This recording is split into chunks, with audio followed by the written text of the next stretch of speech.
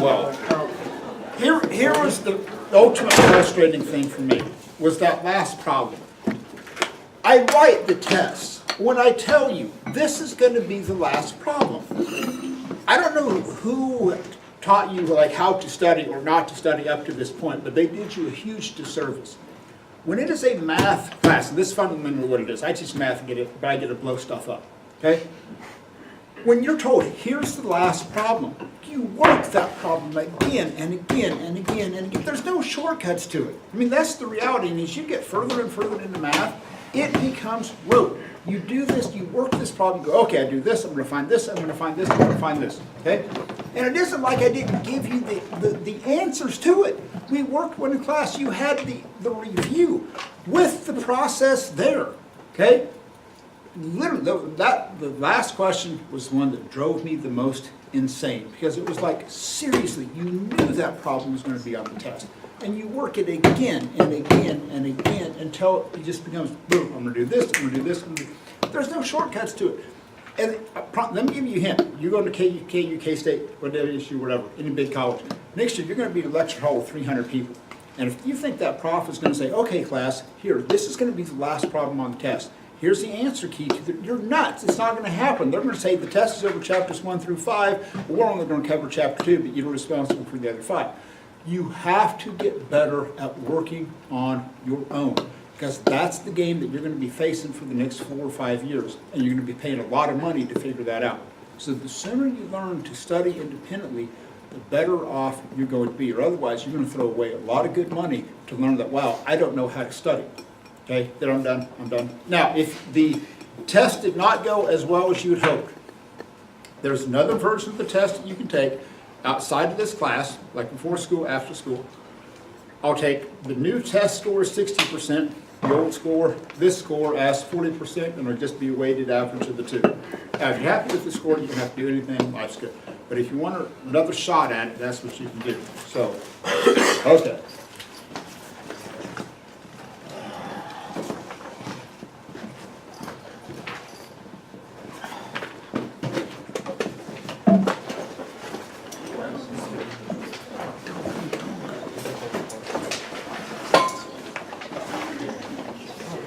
Shiloh.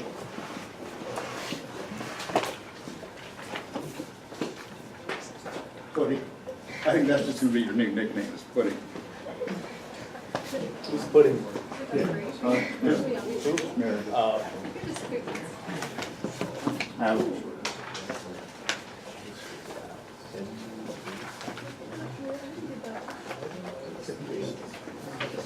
Right. I have Max.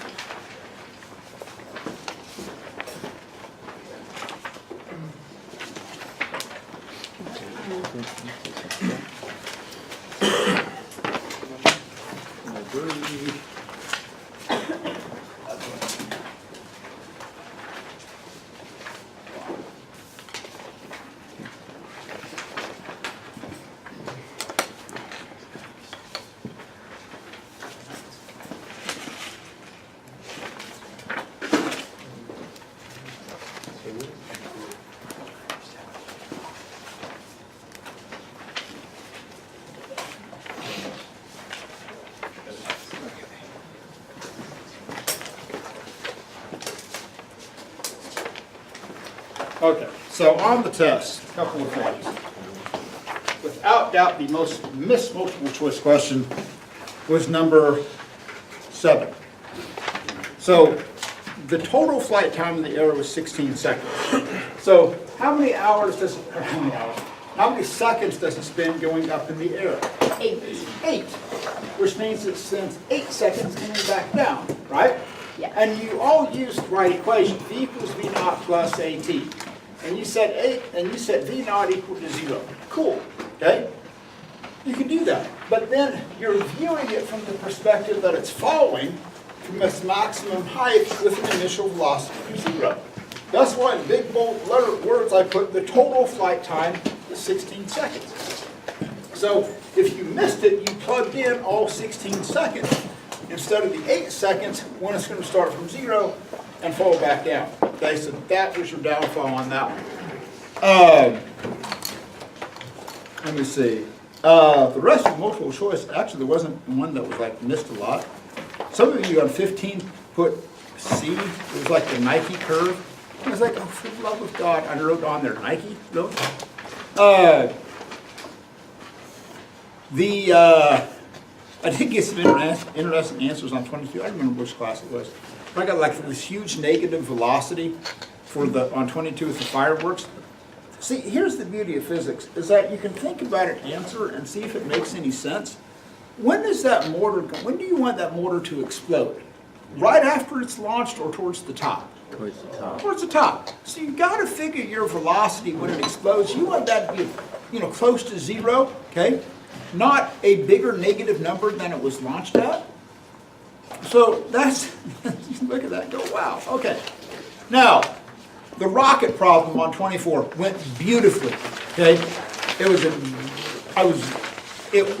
You all did a wonderful job on the rocket problem until you got to the graph, okay? And I said, keep a running clock. So here's the deal. Y'all found 1.43 seconds while the rocket engine was being fired. Beautiful answer. You're good up to there. And in the next part, you figure out how long it took to stop, which is 7.14. And here's what the vast majority of you did. You said, oh, okay, here's that 1.43 seconds, and then the next time was 7.14, and you drew that line to 7.14 seconds. But this is what I said, you got to visualize what's happening. This rocket engine fired for this amount of time.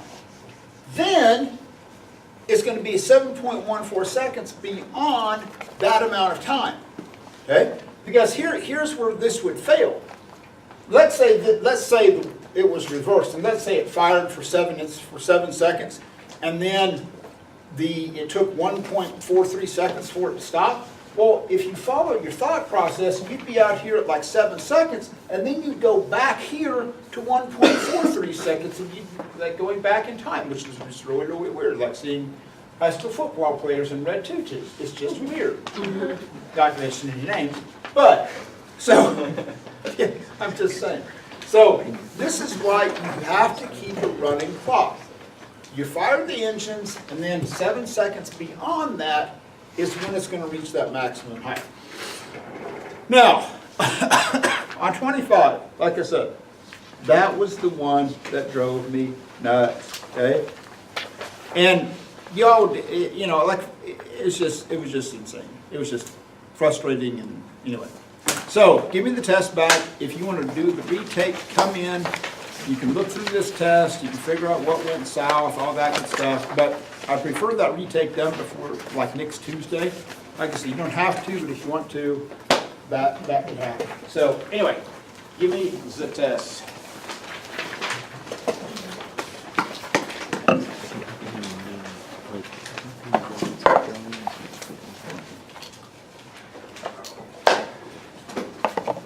Actually, I need those back since we're done reading. No, I need these ones back. Pudding.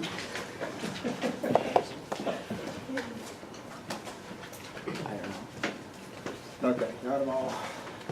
I've never had glasses. I think we got a green one these days.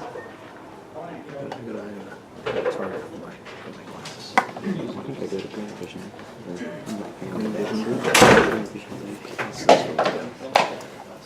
It's really good. You're very studious. All right, don't flip out. These are just lecture notes.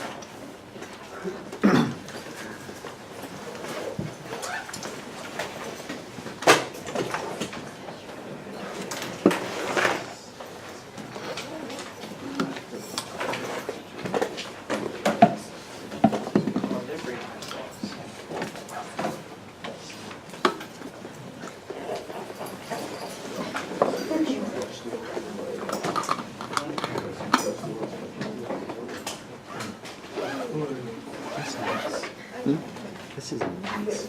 The last bottle that I had that was high quality. There were so many pieces on the We're top. running out of time. We're just going to have one pass the reports of the last one. Normally. All right. So today is a good news, bad news day. Good news is The homework, bad news is, I have to talk, but. Okay. So here's the next big unit, and this is kind of the culminating thing of basically everything we've done up to this point, and this is topic of forces. So the reason that it kind of goes in the sequence is that you had to figure out what velocity is, because if you don't know what velocity is, then you can't figure out acceleration. And then if you can't calculate acceleration, you can't do forces, because force equals mass times acceleration. So this is why forces is always kind of the keystone or capstone topic out of this whole unit. So the first thing we need to figure out is what is a force, because if you don't know kind of what a definition, working definition of a force is, then you don't know what you're talking about. So if I said, all right, what's a definition of a force? Or what's a requirement of a force? Or what does a force do? It causes movement. Causes what? Movement. Causes movement, okay? Is a direct contact always required for a force? No. Does every force cause movement? It can cause movement. I mean, gravity is movement. Wouldn't it cause movement? You what? Doesn't like mean it's moving, don't put any force on it. Okay? But So like if it you is like push down on a table, Oh no, it doesn't. That doesn't cause movement. But it causes an equal and opposite reaction. Yeah. Got oh, those. Physics. close.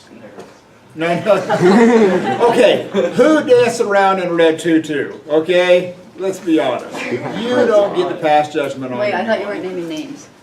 Oh, yeah. I still haven't named any names.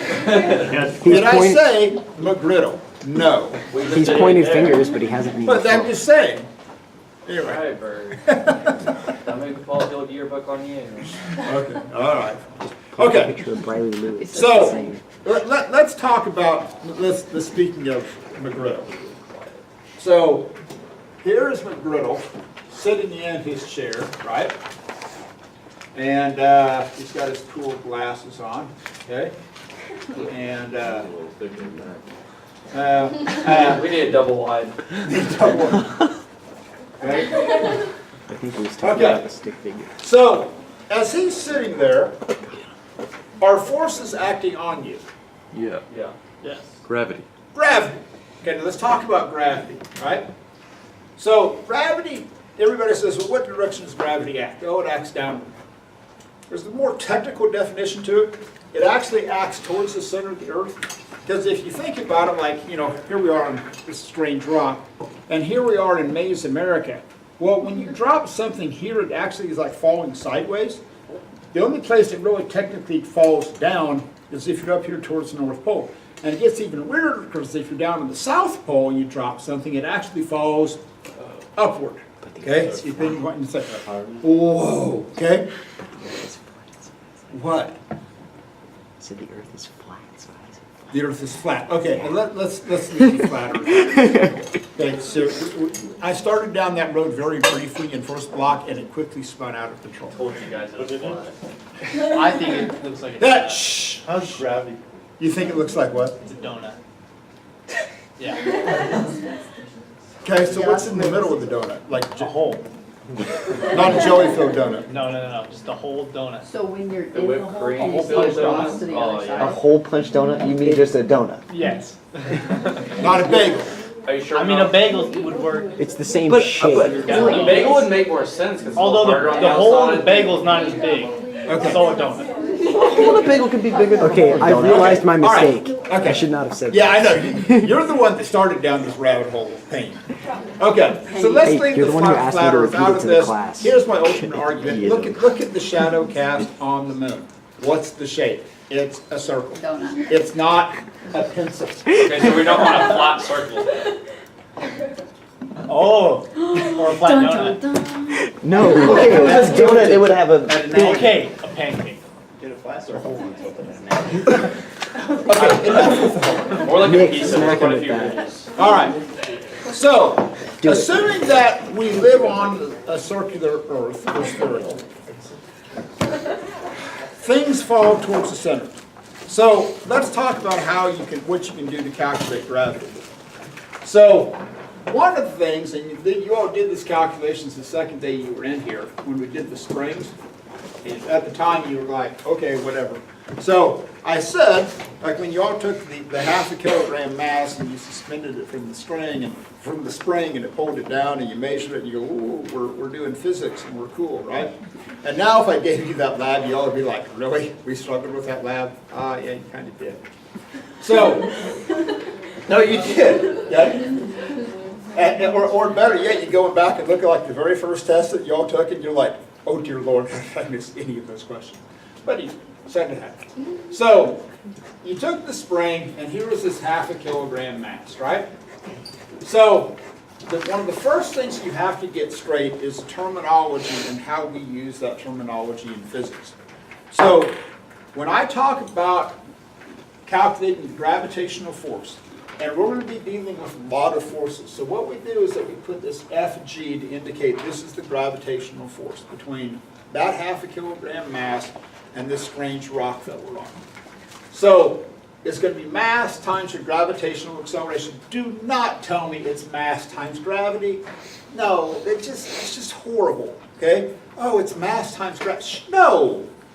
It's mass times gravitational acceleration. I'm good with that. This is not mass times gravity. Because if you think about it, it just doesn't make any sense. I'm multiplying mass times gravity. Gravity isn't something you can even multiply by. So, in this case, I would take a half a kilogram times 9.8 meters per second squared, and I would get 4.9 newtons. Now, that's just a number. What you need to decide is if you're going to make it positive or negative. Okay? Now, typically, when you're talking about gravitational forces, typically that's defined as being a negative value because it's acting towards the center of the Earth, or downward. So typically, this is going to be defined as a negative value. Now, here's the other way that I could ask the same question. In a physics classroom, gravitational force is often referred to as the weight. What does something weigh? Now, here's the contrast. Outside of this room, when someone asks, what do you weigh, what units is your answer going to be in? Pounds. Okay? Now, how do you get your reading, how do you determine that I weigh 170 pounds? What do you do? Step on a scale. You step on a scale. So you step on a scale, right? And gravity is pulling you downward, right? And so what you're measuring is the reaction force against that gravitational pull. So outside of this room, weight is measured in pounds. But within the context of a physics room, weight is going to be a measure of a gravitational interaction with you and this rock that we're on, and it's going to be measured in newtons. So listen to me. Rule number one. When I say, what does an object weigh, I don't want an answer in kilograms, I don't want the answer in pounds. In a physics setting, when I say, what does something weigh, I want that answer in newtons. Okay? Newtons. That's it. So weight, gravitational interactions are the same thing.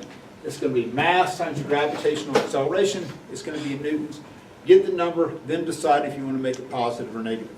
Okay? So that's one option that we could do with McGriddle. If we want to figure out what the gravitational force is, we could take his mass. Let's make math easy and say it's like 50 kilograms. Okay? So I could take 50 kilograms, multiply that by 9.8 meters per second squared, get a number, there you go. Now, is that the only force acting on McGriddle? No. When he's just sitting there. No. No. Great, you say no. I remember something about air. No, leave air out of this. Never mind. Let me ask you this. I won't do this. But what if, I won't do this. But what if I snuck up behind him and grabbed a hold of the chair and pulled it out from underneath him? Keep fall. Oh, so the chair is acting. What would he begin to do? Oh. He'd begin to accelerate, right? Chase Yeah. It probably would be a very long chase. So, he would begin to accelerate. So what's the difference once I pull the chair out? lose? The force of the chairs. Of the chair providing an upward force to balance out gravitational force. Now, that upward force is designated Fn, and Fn stands for force normal. And no, there's not like a force abnormal, okay? So it's like, oh, force normal. No, it's what we call force normal. Now, if you look on your equation sheet, number one, you'll see this equation, Fg equals mg. You'll see that, okay? Because this is how we're always going to calculate, right? What you will also see, a little bit below that, is that force normal equals Fg cosine theta, okay? That's the next thing that we need to look at. So, for about the first week, here's the setup. So when McGriddle's sitting here in the chair, what's the angle between McGriddle and the floor? 90 degrees. Well, right, so this is what you're looking at is the angle of the floor, as opposed to like an inclined plane. So he's going to be sitting on a flat surface, right? So on a flat surface, what's the cosine of 0 degrees? 1. 1. Okay, so the cosine of 0 is 1. So on a flat surface, which is what we're going to be on until we get into inclined planes, you don't have to worry about this part of it. We will eventually. Okay, we will eventually. We're just not going to worry about it for now. So what that means is if McGriddle, if we take the 50 kilograms, so somebody take 50 kilograms times 9.8 meters per second squared. 490 degrees. 490 newtons. Now, I'm going to make that a negative value because I need to talk about forces that are acting in different directions. So I'm going to make this a negative value. I can make it positive if I wanted to, but I'm just going to kind of be consistent. I'm going to make that be a negative value. So I got a negative 490 Newton forces acting down, which is going to be this Fg.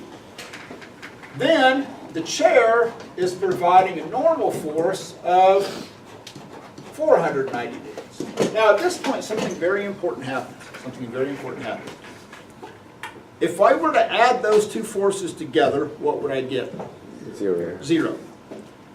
Now, McGriddle, simple question, but it's important. Are you accelerating right now? No. So here's the beauty of every force problem that you are going to do. There's only two things that I can do with force problems. I can either make McGriddle be at a constant velocity, which in this case would be 0, or I can make him accelerate. That's the only two things that can happen. Either you're accelerating or you're at a constant velocity, and there is nothing in between. Now, let's look at this. If I add these values together, I get 0. Okay? The sum of the forces is going to equal 0. And you're not accelerating, right? So, but here's the deal. Let's say I sneak up behind him and I pull the chair out. Which of these forces do I lose? I lose the normal force. What's still there? At that point, what do the forces not add up to? 0. And guess what? You begin to accelerate. Okay? That's it. So when you look at force problems, here's the beauty of force problems. There's only two options. Either the sum of the forces add up equal to 0 newtons, and you are at a constant velocity. Notice I don't say at rest. You're just at a constant velocity. Now, that constant velocity might be 0, but it might be 10 meters per second, it might be negative 30. You just know that you're at a constant velocity. Now, the other option is, guess what? The sum of the forces don't add up equal to 0. That's your other option. The sum of the forces don't add up equal to 0. And in that case, what do you think you begin to do? Accelerate. So literally, every problem I'm going to give you for about the next 2 weeks is going to be one of those two things, and one of those two things only. I'm either going to say, hey, I'm pushing this at a constant velocity, or it's going to be accelerating. That's it. There is nothing in between. There is nothing in between. Every problem is going to be one of those two situations. So if you see the words constant velocity, guess what? Make all the forces add up to 0. And if they're accelerating, guess what? They don't add up to 0. They're going to add up to a positive or negative number depending upon what you want to do. Literally, start with that idea on every force problem. That's it. There is nothing else. I can't, oh, it's kind of accelerating. No, either it is or it isn't. Those are the only two things that I can do on every force problem. That's it. Now, here's the other way that you can look at this. If you were to draw this like this, where all the forces are acting off of McGriddle. Anybody remember what you call the forces when you draw them like this? It's 3 words. The first word is free. Free something diagram. Free body diagram. That's it. There you go. So on a free body diagram, and you're going to draw a lot of free body diagrams. You are going to draw a lot of free body diagrams. On a free body diagram, you treat McGriddle as what we call a point mass. Like we took all of McGriddle and we squeezed him down into a single point. And I want to draw all the forces acting on that object. So I've got gravity pulling down, I've got the normal force going up, right? Now, draw them like this for free body diagram. What's the other way that you can draw 2 vectors? Rhymes with tip to tail. Tip to tail. Now, if I draw it tip to tail, I got gravity acting downward, and I got the normal force acting upward. Now, if that's the situation, where do I end up in terms of that vector? I end up back where I started, right? Is there a resultant? No. Here's the other way that you can look at vectors.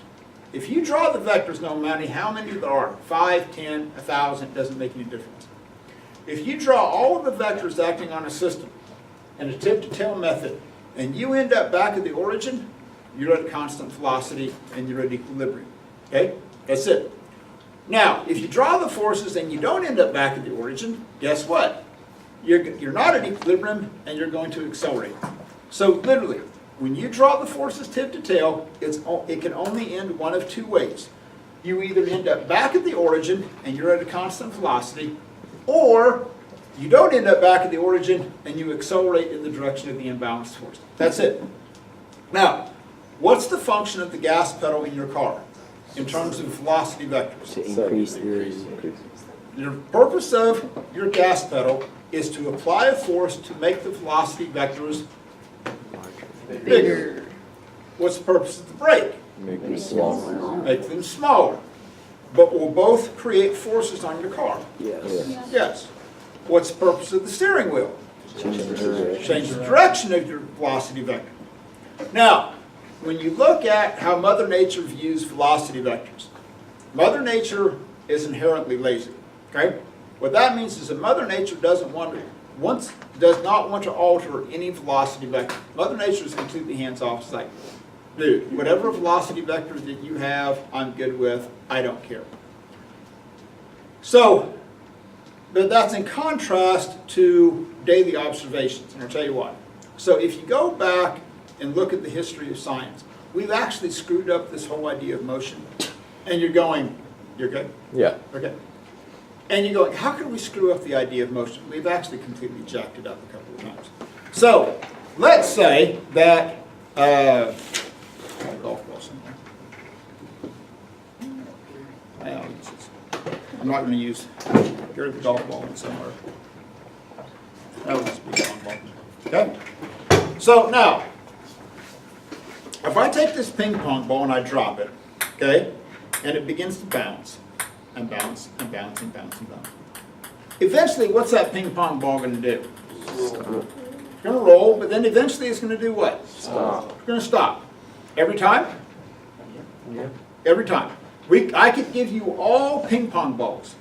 And I say, class, here's what we're going to do today. We're going to verify that objects come to rest. I don't want to give you, and it's going to, oh, it just drives me nuts. So I'm going to give all of you ping pong balls, and you're going to drop it, you can do whatever you want, but as soon as it leaves your hand, you can't touch it anymore. And invariably, what's that ping pong ball going to do? It's gonna stop. If I take this 1 kilogram mass and I push it, as soon as I stop pushing it, what does it do? Stops, right? Do you see a pattern? Your car runs out of gas. What does your car do? Stops, okay? You throw it like a pudding container up into the stands, let's just say, okay?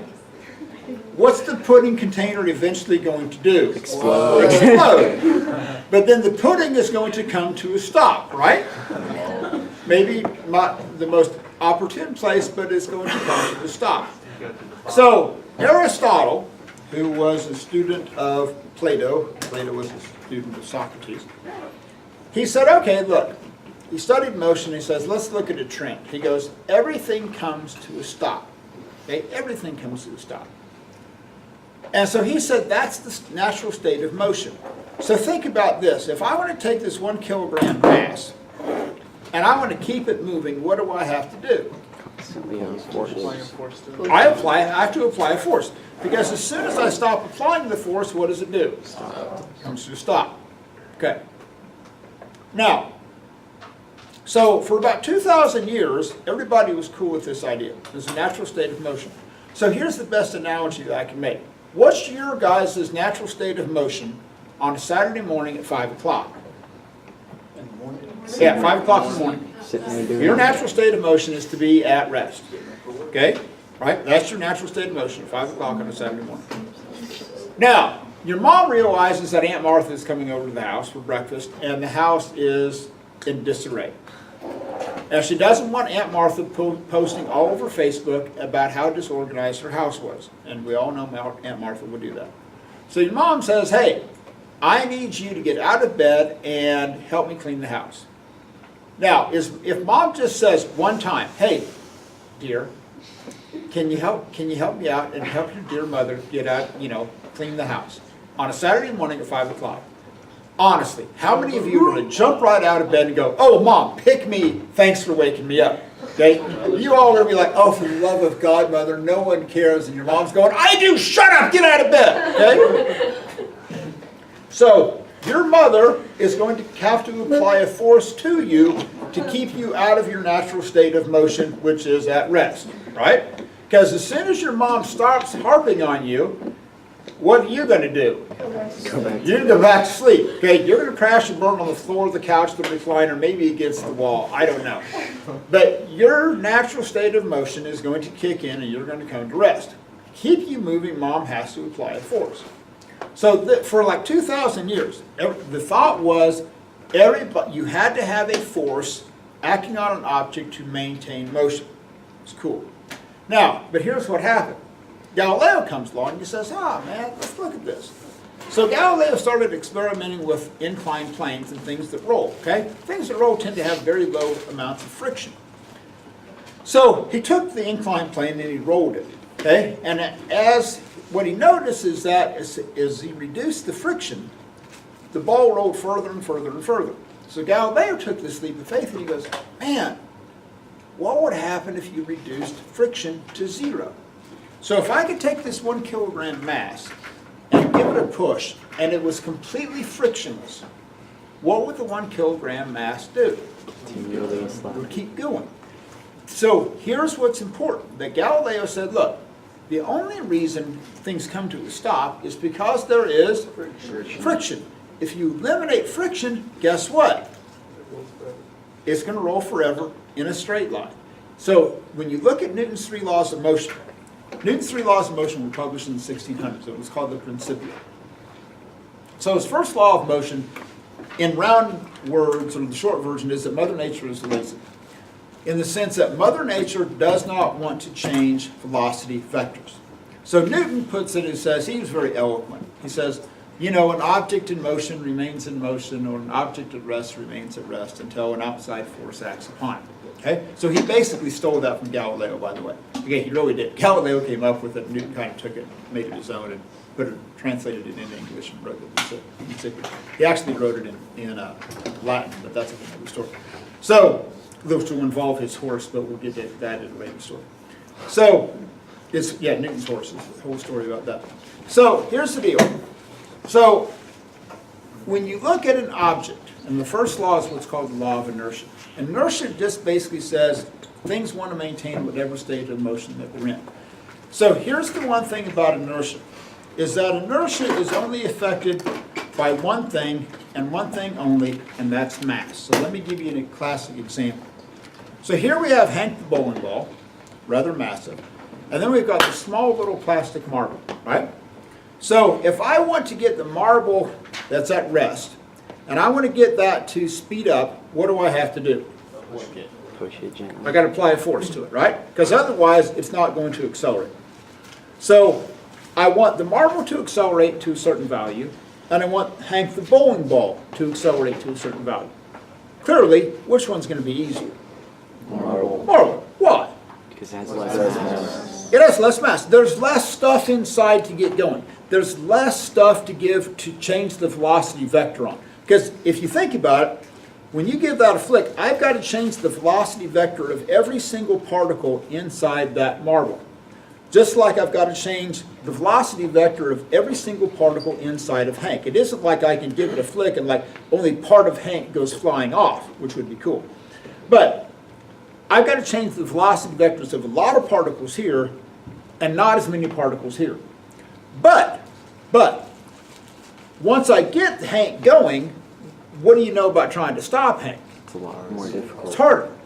So when you look at inertia, here's the first thing I want to get out of your minds right now. Inertia is not a force. Okay? Listen to me. Inertia is not a force. It is a property of matter to maintain whatever state of motion it is in.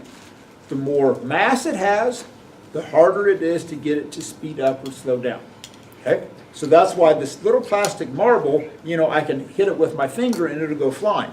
I try that with Hank, I'm just going to end up with a bruised finger. Okay? Because of the amount of mass that's in the system. Now, that leads you directly into the second law, which is F equals ma. So if you look at F equals ma, here's the classic example. I want Hank and this marble to both end up with the same acceleration. Hank has a lot more mass. Guess what? Hank's going to require a lot more force. So to have the same acceleration, more mass there is, more force there is. So this is why it takes a really, really big engine inside a semi-tractor trailer. You have a lot of mass. Therefore, it takes a lot of force to get that thing to accelerate. You have a little, you know, scooter. Okay, well, guess what? You can have a small engine on that. Why? It doesn't have much mass. It doesn't have as much mass, it's easier to accelerate. So, in which case do you think your car is easier to accelerate? When your gas tank is empty or when your gas tank's full? Empty. Full. Okay, that actually makes a difference. Okay, so when your gas tank on your car is full, you have more mass. It's harder to get your car to accelerate because of the fact that you have that gasoline that's in it. Okay, got this idea. Now, when you look at the third law, Newton's third law is the easiest one, but it is without doubt the one that is most often misunderstood. Anybody remember Newton's third law of motion? The reaction, there's an Logan, opposite. what is it? An object stays in motion. No, that's the first law. Third law. Okay, then Okay. You can separate us into three words, ironically. Equal and opposite. Which means that forces are coupled. So, here's the deal. Let's say that I hold up this 1 kilogram mass and I drop it. Clearly, is there a force acting on the 1 kilogram mass? Yeah. Good, right? Because if there wasn't, what would happen? Just stay there. It would just stay there, it would hover, which would be cool, right? So, when I drop something, the only reason it accelerates is because there is gravitational force. If there wasn't, guess what? It would just stay there because Mother Nature doesn't want to change that velocity vector. Now, so everybody focuses on the 1 kilogram mass as I drop it. But when I let go of it, according to Newton's third law, there has to be an equal and opposite force. So when I let go of it, what's the equal and opposite force? Now, notice it says this is a law. This is not Newton's 3 suggestions, okay? Or 3's, well, kind of on test day, yeah, I'll pick the answer that makes sense and I'll make Bergkamp happy. So look at this. This is so not to scale, but let's go with it. So here's this rock that we're on, and here's this 1 kilogram mass. I let go of it, right? There's clearly a force acting on the mass. But according to Newton's third law, there has to be an equal and opposite force. So what is the 1 kilogram mass doing to the Earth? It's pushing on it. Correct. So the 1 kilogram mass is providing an equal and opposite force on the Earth. Okay? That's the third law. But, so why doesn't, when you look at this, then why doesn't this thing remain stationary and the Earth accelerate up towards it, which would be cool? Inertia. What about it? If the Earth has a lot more mass, so it's not going to move as easily. Yeah. So if you look at F equals ma, the forces are equal and opposite, because that's Newton's third law. So the Earth has a huge mass. So guess what? It's going to have Tiny acceleration. tiny little acceleration. But the 1 kilogram mass has tiny mass. So guess what? It gets a huge acceleration. Okay? So the same thing is true. Let's say that I jump up in the air. Okay? Not as high as I used to be able to, right? I jump up in the air without the use of the cane. Okay? Now, when I jump up, do I exert a force on the Earth? Yes. Yes, guess what? Earth exerts an equal and opposite force up on me. Okay, that's Newton's third law. I say again, I stress this. This is not Newton's suggestions. Okay? Every time you have an interaction, that's what's going to happen. Now, I stand here and I hold this up. Am I exerting an upward force on the mass?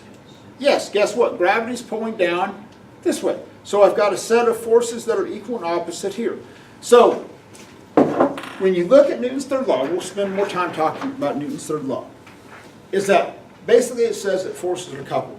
So if I walk up, which I have been known to do, and I give McGriddle a good chuck on the shoulder, right? Got it, Bruce. Oh, you did not get it. So, I give him the old chuck on the shoulder. Do I exert a force on McGriddle? Guess what? So it's force on you. McGriddle exerts an equal and opposite force on me. I can't push on McGriddle harder than he pushes back on me. Okay? Violations of Newton's third law. So, we got this. So going into the 1700s, we're feeling, the physicists in the world are feeling good. We got Newton's three laws. We'll talk about the law of universal gravitation in a couple weeks, which allowed us to predict and explain the motions of the planets. We're feeling good about this.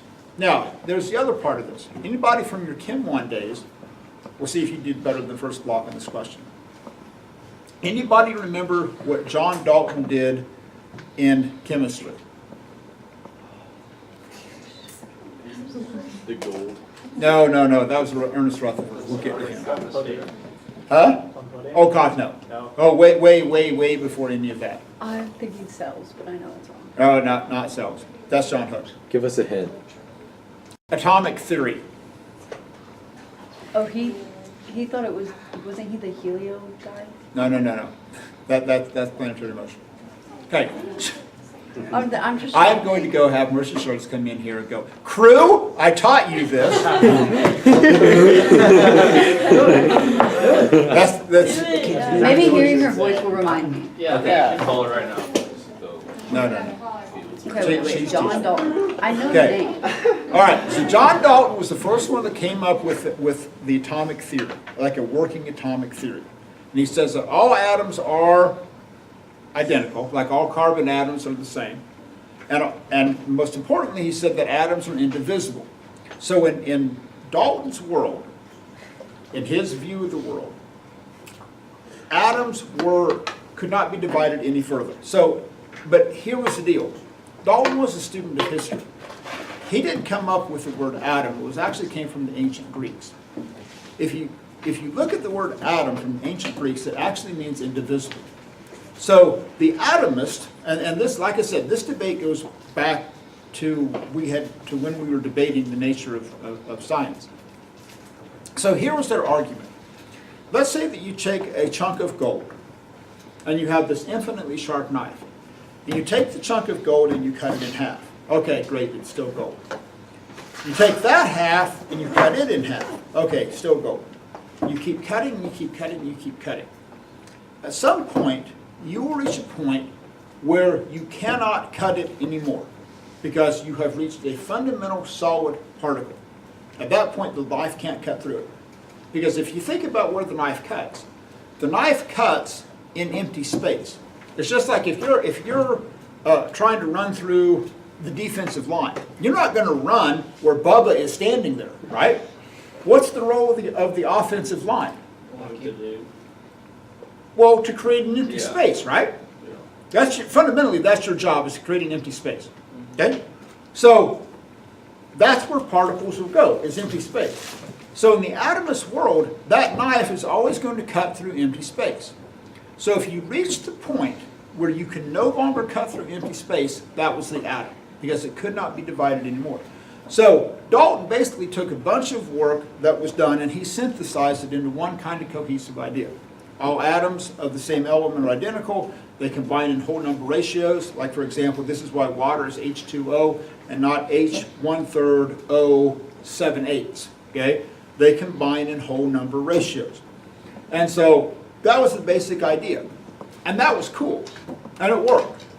So if you read the science literature from the late 1800s, early 1900s, scientists were actually afraid they were going to be out of a job. Because literally, they thought we had created and found everything. They had Newton's laws of motion, so they could predict the motions of the planets. They knew gravity, they knew friction, all this good stuff. They had the atomic theory. They were pretty solid on that. Okay, hey, they combined in whole number ratios, all this good stuff. That was cool. And literally, they were going, we have worked ourselves out of a job because there's nothing left to discover. We have the atomic theory, and we have gravity. And we're done. And they said, hey, we're going to go through, we're going to have to tweak some numbers, maybe find the mass of the Earth, okay, maybe figure out why cats always land on their feet. There were some mysteries in the universe that they still had to solve. But for the most part, everything was done. And that was kind of depressing, because they're going, what do we do now? We've discovered everything. We have the mystery solved. But there were some things that caused trouble.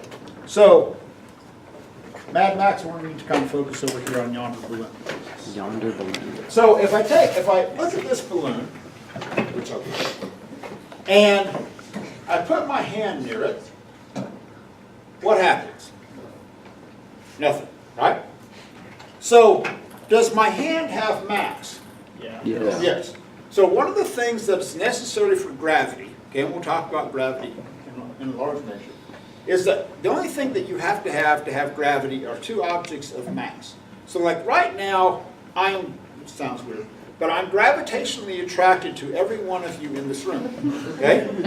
And don't flip out and go, oh, Burkett, that's so sweet. No. Because I'm also, unfortunately, gravitationally attracted to the freshmen in the building, too. So, but think this through in terms of gravity. As my hand gets closer, what do you think happens to the gravitational attraction between myself and the balloon? It gets stronger. So the closer two objects are, the gravitational force becomes greater. Close the gap, the force goes up. Okay? So there's a little bit of gravitational attraction between my hand and the balloon. Now, it isn't like I'm going to put my hand here and then all of a sudden it's going to go, ooh, gravity is going to suck it over. Okay? There's a little bit. And it's a good thing that gravity is actually, the four fundamental forces, gravity is actually the weakest, and that's a good thing. Because otherwise we wouldn't be here, because the universe couldn't have expanded and we'd be kind of screwed. Now, I'm going to change the I'm going to change the system. This is just your basic ugly blanket. I don't even know where this came from. We're going to give this a problem, okay? What a pleasant sound. Hope that sound doesn't freak you out. Okay. Now, I'm going to put my hand near it. Oh.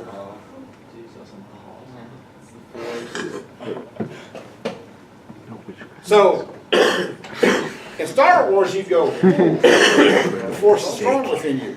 This ain't Hogwarts. So, Hey. now, so have I magically increased the mass of the balloon? No. No. Maybe. You might be a wizard, I don't know. I might be a We might wizard. have to burn you at the stake. Might have, now, seriously. Are you the next hold on to that. Galileo? What? Hold on to that. He's the next Galileo. So, could you make the argument that what I'm doing is magic? Yes. Correct, yes. Witchcraft, let's just put magic. I hate witches, we've had this discussion. Okay? So, how could you make the argument that that is magic? Because I don't understand what's happening, so You it don't must be understand what's magic. happening. Yeah. I'm defying gravity. Am I making the balloon move without touching it? Yes. Yes. Okay? So, if the definition of magic is that I make something move without touching it, is gravity magic? Yes, By the same definition, clearly. right? Yes. When I let go of it, what happens? It falls. I'm not touching it, and the object begins to accelerate without something that's being observed. So by that definition, gravity is magic. And for a while, that was the thought, that gravity was actually magic. Because you see, it's making things move without any direct contact. Because if I want to make the bowling ball move, I can sit there and go, okay, you got nothing, okay? But if I give it a push, oh, okay, right. So there's some physical contact that's going to make that bowling ball move. But if I come over here,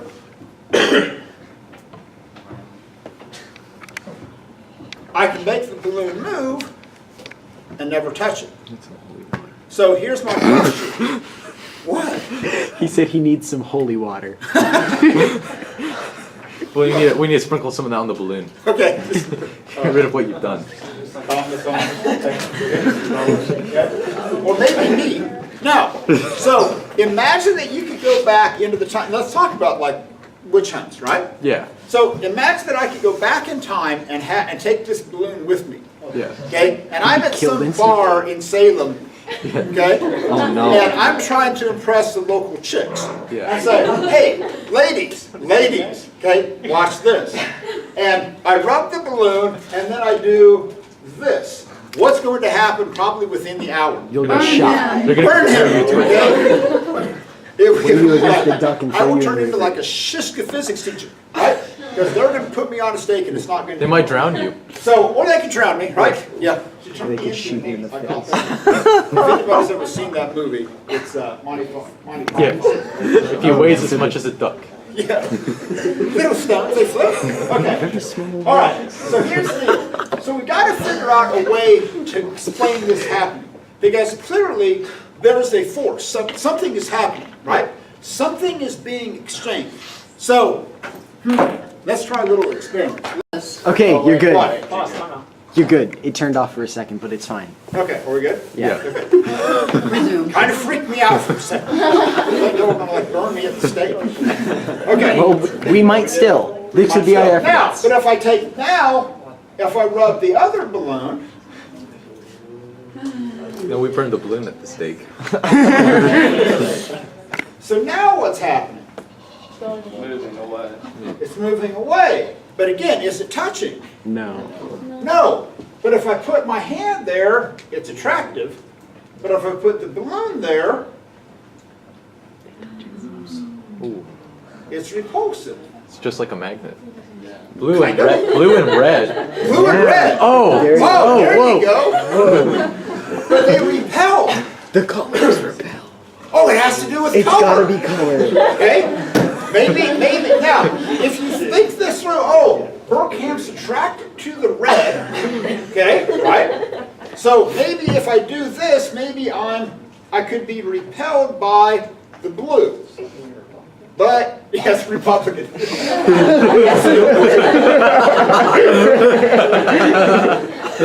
The blue state's going to tax me a lot more. Or government regulations. Okay, so if I do this though, but I'm also attracted to the blue. Oh, he's a moderate. Decisions. So this kind of freaked everybody out because they're going, okay, clearly there is something going on here that doesn't involve a direct contact. So when you look at the fundamental forces, gravity is simple. It's always attractive. So, and that's a good thing. Because it isn't like I have to wake up in the morning and wonder, wow, is gravity repulsive or attractive today? Okay, it isn't like you get out of bed, like, you know, get catapulted up to the ceiling. It's like, oh man, gravity's repulsive today, bummer, okay? God, I was gonna play golf today But then too. your bed's No, already okay? on the ceiling. You know gravity is always going to be attractive. You don't have to worry about that. But with charged particles, you can get a couple of different situations. It could be repulsive or attractive. Whoa. So now you got to figure out, okay, well, how do we explain this? So let's do this kind of in a more grand style. So let's go back. Oh, thanks. Get that camera.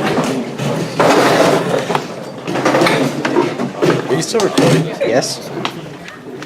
Max, are you still recording? For those of you who don't know what the idiot that just asked looked like, that's the one. That's the one that just asked. No, I just thought you would turn it off. That way they don't get motion sick, dude. Who gets motion sick these days? I tell you who. Nerds who don't take drugs. I do. What? Nerds who Oh, yeah. don't take drugs. I'm going to try this. That's about Actually, you could just sit down the camera with it. Well, I'm trying to line it up without Tori in the way. Okay. You're fine there. Dude, you're fine. You're fine where you. Okay, whatever. That works better, I guess.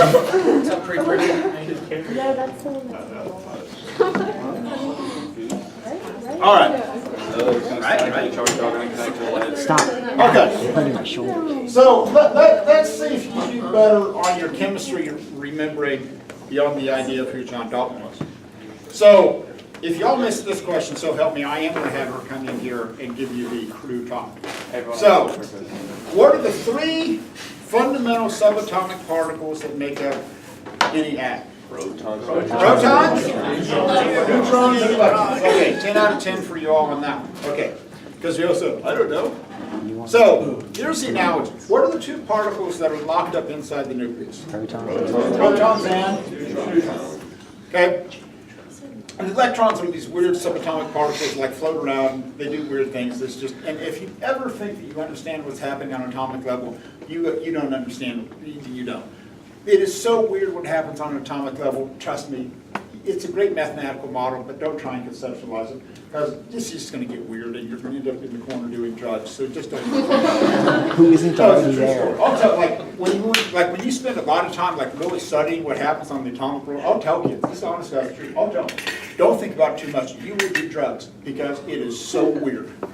You never touched anything. You have never touched. Do you know from experience? On an atomic level, you have never touched anything. What? I said, do you know from experience? No. I stopped before I get to that point. Okay? Trust me, I stopped. Like you can get Okay. really well. Classic 90s for Okay, so you can think of the electrons as being like the chihuahuas of the atomic world. Okay, there's these tiny little bits that go around and go, yip, yip, yip, yip, yip, okay, right? And they bark, but then at any kind of scary moment at all, what do? Run away. They run away, right? And then they run away. So you can think of the protons and neutrons as being like the St. Bernards of the atomic world. Touch my butt. I wasn't expecting it. You know why I don't teach freshmen? Because of that. That touched my butt. God. I found a golf ball. What? I found the golf ball that I was looking for. Okay, what are you doing? I get nervous. Nothing will happen to you. You promise me. I can promise you. Absolutely. Solid gold. Just whatever promise. happens, just keep teaching. Promise nothing will happen to you that I. All right. So, here's the short version. When I take this balloon and I rub it with the balloon, with the blanket, the short version is that I transfer a bunch of chihuahuas from the blanket over to the balloon. So the balloon now has excess chihuahuas. So the protons and the neutrons are the St. Bernards of the world. They're these big things that just kind of lurk around going, sup. Okay? That's it. Okay, they just lay around and they do that. That's like stuff, right? The Chihuahuas run around going, "Eep, eep, eep, eep, eep." Okay. So that's how you compute the atomic orbital. So what happens is that, and this is why this thing is attracted to my hand, is this. My hand is made up of electrons, protons, and neutrons, as are all of your hands. Okay, it isn't like, oh, that's just because I teach physics. No, that's what everything is made of. So basically what happens is this. This thing has excess chihuahuas. So when I bring my hand near that balloon, the chihuahuas in my hand sense the excess chihuahuas on the balloon. And they go, screw this, we're out of here. Okay? So the chihuahuas, a certain number of them on my hand, go running away. So the St. Bernards, which are positively charged, are left behind. And the St. Bernards, because they're positively charged, sense the chihuahuas and go, hey, little buddy, we're kind of attracted to you because we have opposite charges. So what happens is that when I bring my hand close to this, the chihuahuas go running away, the St. Bernards are left behind, and it's attracted to it. Okay? So it isn't because my hand is oppositely charged, it's just that segments of my hand, because the chihuahuas run away, end up being slightly positively charged. And that's why it's attracted to it. So if I do this and keep track of that same idea, and I put this over the paper clips. Ooh. Magic. Oh, it's witchcraft. Okay? Sorcerer. What? Oh, those aren't frizzies. No, those aren't the frizzies. No, frizzies are like the notebook when you rip it out. Well, I The guess spider notebook, yeah. Sorcerer. Those don't make you Sorcerer, no. No, those, okay. Now, stand. yeah, May I borrow 100 bark again? sure. No, just don't bring it back. Two sport. Okay.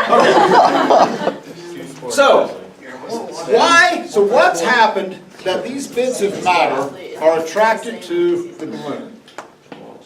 The chihuahuas, right? So the bits of the paper are composed of chihuahuas and St. Bernards. So this has excess chihuahuas. So when I bring it close, the chihuahuas that make up the paper go running away. What's left behind? St. Bernards are attracted to the balloon, and we pick them up that way. Now, over a period of time, right, everything's going to reestablish equilibrium. Because the chihuahuas don't like to be all in one area because they start fighting and it just gets awkward. So eventually, everything kind of reestablishes this equilibrium. But the reason this becomes attractive is a simple idea. You put that on, okay? So you have excess chihuahuas, St. Bernards are there. So if you want to clean your room, you can actually take a balloon and go, whoo, here you go, right? Go vacuum cleaner. Now, so we got that. That's like the future vacuum. What? That's the future vacuum. That's how. That's the future vacuum? Yeah, I bet it's gonna be like that. Oh, yeah. Let's go with that. Now, here I've got your basic can of Coke. Empty. Half full. So now we're going to give this rub again. Kind of build up excess chihuahuas. Whoa.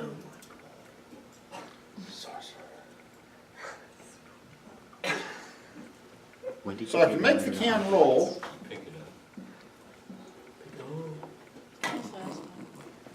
Without touching it. How?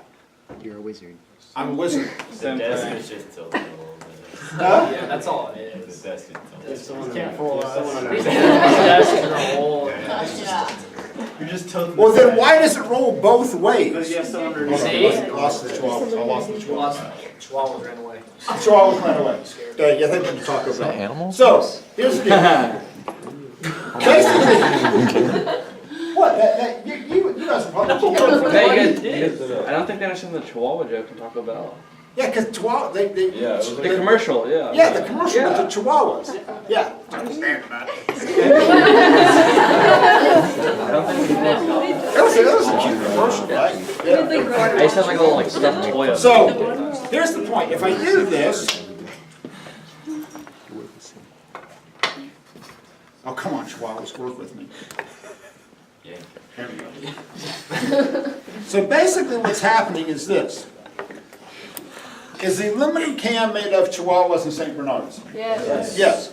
So when I bring this excess chihuahuas close to the can, what happens to the chihuahuas that make up the can? They go run away. What's left behind? St. Bernard. So when I bring this dome of Chihuahuaism close to the can, those will run away. You leave a small reason that's positively charged. So then when you move that area, you're changing the location that's attracted to the balloon, and that's what's going to make it roll. Okay. Now, we have this. So with thumb, okay, so we're taking a few of these and put them up here. Okay?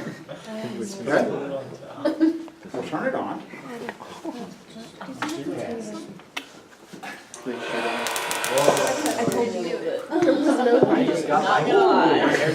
Okay? So, what has to, so, I'm gonna get shocked. Oh! No, you just have to bite the bullet. It's like, I've done this on 3 continents, and you always get shocked because you don't just any fun. Okay, so I'm gonna turn this on. Woo!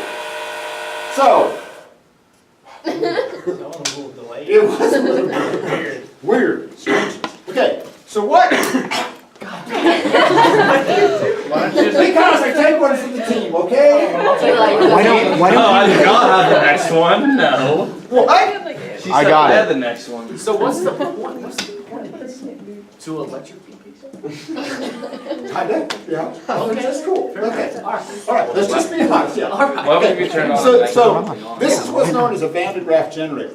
So basically what's happening here is that it's got this belt and it's spinning around and it's creating excess chihuahuas, like huge numbers of excess chihuahuas up here. So when you put these bits of paper on here, basically they build up so much charge that they become repulsed by it. So now the paper themselves has so many chihuahuas that it takes the chihuahuas and the papers and goes, boom, we're out of here. So, Crackles. and it crackles. That one wasn't bad. Okay. Yeah. So now let's we'll do this on a small scale first. Did you get that from your graduation? This is actually what I wore when I graduated from K-State. I had to look at the top. I was kidding. Okay. Okay. So anybody care to predict what's going to happen? Things are gonna fly. Straight up. Fly up? Things just happen. Why? It's producing so many chihuahuas. So many chihuahuas that they just want to get away from each other. Okay? But then,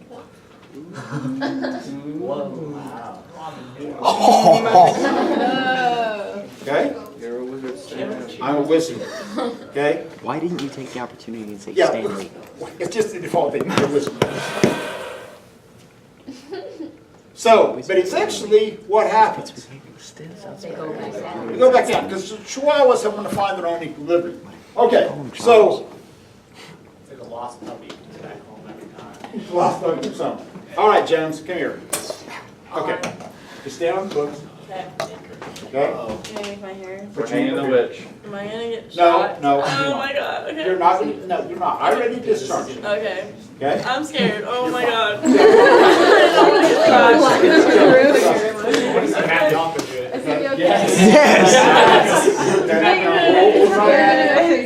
The problem is, this works better in the wintertime when it's a low humidity. Air's kind of humid today, so. I think Max should do this because I'm getting scared. It's It's okay, no, you're okay, you're doing Okay. good. Okay. You I like ready? your nails.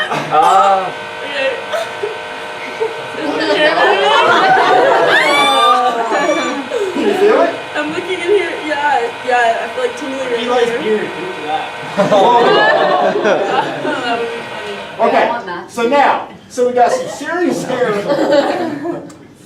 action standing up here, right? Does it look bad? Okay. But now, so when I take He lives on Broadway. what's the hair doing? Broadway. Why? Where the Yeah, Yeah, okay. because the chihuahuas from on her hair are forcing away the chihuahuas in my hand, right? Yeah, and then you can, that's kind of cool. So I Okay. can take my hand off. It Yes, won't you shock take, me. no, you're fine. Okay. And then now, Why would she here, not take an opportunity to No. choose? fine. No, Put a seatbelt aside. You're good. I Okay, quote Matt, come on.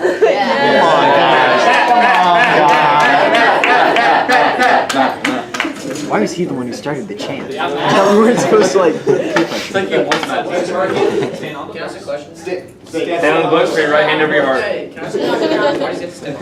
Because that's Sorry, so nothing? if it's isolated, the electrons will stay more in hand to flow as opposed to flow directly down to the Yeah, come on, guys.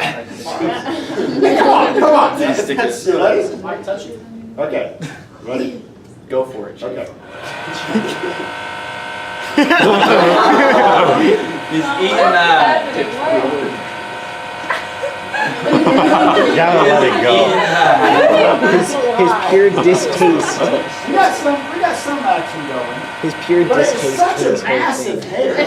There's a lot going on. I know there's some going on. He has really straight hair. Yeah, got a little bit of stuff. Yeah, there's just like too much. No, Too just many. so There's so daylight hair. Michael! Dude, Michael's hair is perfect. I gotta do mine. Michael. My hair is a little bit short. Everybody was so excited. Yeah, disappointed. Berg thing kind of sucks. There you go. No, it's working.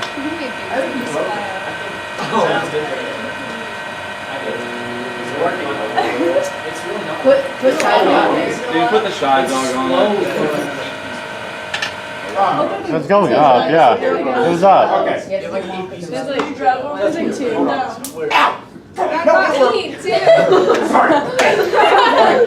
All right, now, so here's if you have a small, this is like Donald Trump's toupee. Get him. Michael. Michael's hair is perfect. Orange, that's funny. Okay, well, we'll see. Oh! Yeah, it's more back patch. That was varsity work there. That's why I'm with the bird. Now, so somebody go turn out the lights. So we'll do the Jedi. Maxie, old fart, hurry up. Why don't you do that every time to not What shock you? happened? It's gonna be like, Lightsaber. Like, Now, so if you look at what's happening, if you remember back to your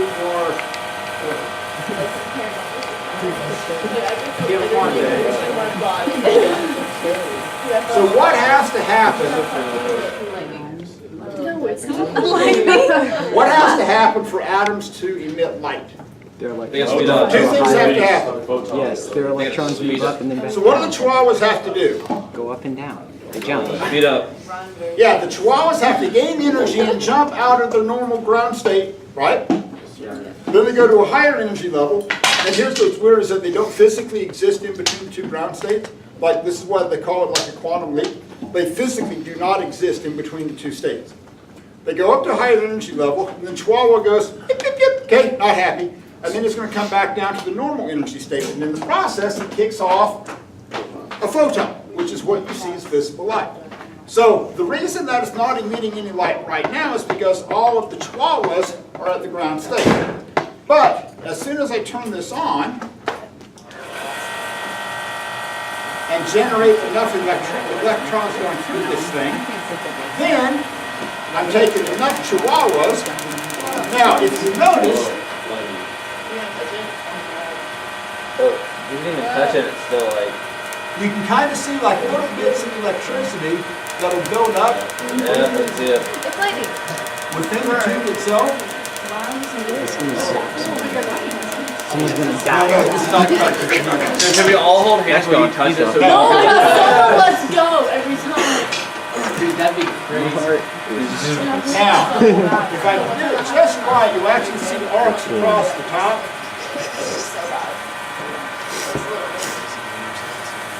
Thanks. I hate humid air. That's pretty graphic. Sometimes it'll arc across where you can like see the arcs. Okay, so here's what's happening. So notice I've got that spark of light. So this was one of the key defining moments that I said, okay, atomic theory is cool, but clearly there has to be something else going on. There has to be some charged particles. So if there are negatively charged particles in the universe, how do they conclude that there also has to be positively charged particles? To balance it, right? Because if everything was negatively charged, would we be here having this conversation? Most likely not. No, because if you look at what happened with like the balloons, right? Yeah, turn the lights back on. So, once you, wow, you got, yeah, that was I right. should do it class like in the dark more often. It was like a good vibe. I'd fall asleep. God, you sound like you were so out of the 60s. It was a good vibe, dude. Summer vibes. Okay. No, I was alive in the 60s, don't. Okay. Barely. So, if there's negatively charged particles, there has to be a balance in the universe. So there has to be positively charged. Otherwise, we wouldn't be having this conversation. So when you look at what allows us to exist, particles make up our skin. So there's this interaction that occurs between these charged particles. And that's what allows us to be here in terms of the second fundamental force, the electromagnetic force. It is the most diverse of all of the forces. So it creates electricity. It allows us to have toast in the morning, okay? It allows us to have light. It allows us to have friction. It allows us to do these weird things with these charged particles. Because if the atom was the fundamental unit, which was neutral, we wouldn't build Van de Graaff generators, okay? We wouldn't have any of this because of the fact that there would not be any charged particles to create that interaction. Got it? Good? Back we go.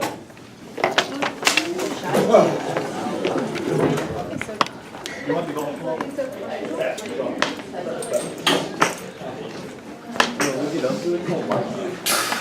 Okay, actually, okay.